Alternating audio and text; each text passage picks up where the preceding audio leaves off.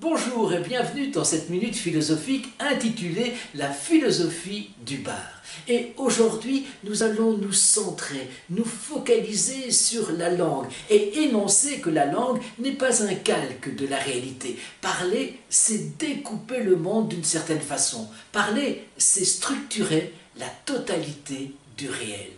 Et je vais illustrer mon propos par toute une série d'exemples. Le français est la seule langue qui distingue un fleuve d'une rivière. Un fleuve qui se jette dans la mer et la rivière qui se jette dans un autre cours d'eau.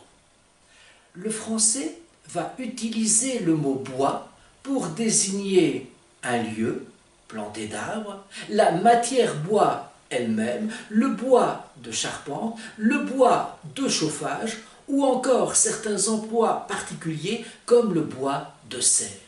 Le danois, lui, aura un mot tout à fait spécifique pour désigner l'arbre et la matière bois en général. Par contre, il aura un autre mot pour désigner précisément le bois brûlé, le bois de chauffage, pour parler du bois de charpente ou encore pour parler du lieu planté d'arbres.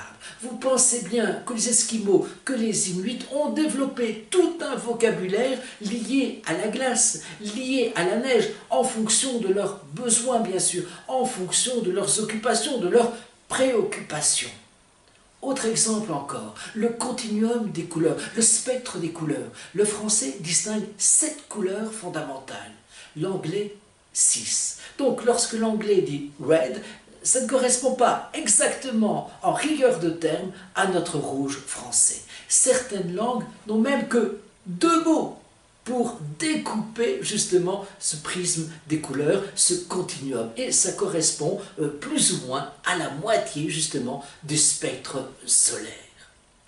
Encore un autre exemple, plus personnel, plus affectif, c'est-à-dire la compréhension même de la souffrance. Lorsque le français dit « j'ai mal à la tête », l'espagnol littéralement dit « me duele la tête »,« me duele la cabeza », la tête me duele, la tête me meurt. Le russe, littéralement bien sûr, dit « chez moi, souffre-tête ».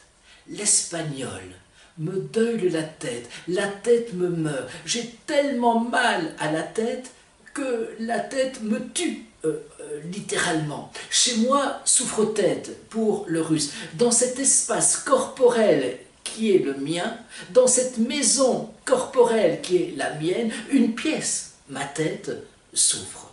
Vous voyez donc que ça induit des compréhensions radicalement différentes de la souffrance. Voilà. Tout ça pour vous prouver que la langue n'est pas un calque de la réalité, que la langue découpe le monde d'une certaine façon. Parler, c'est structurer la totalité du réel.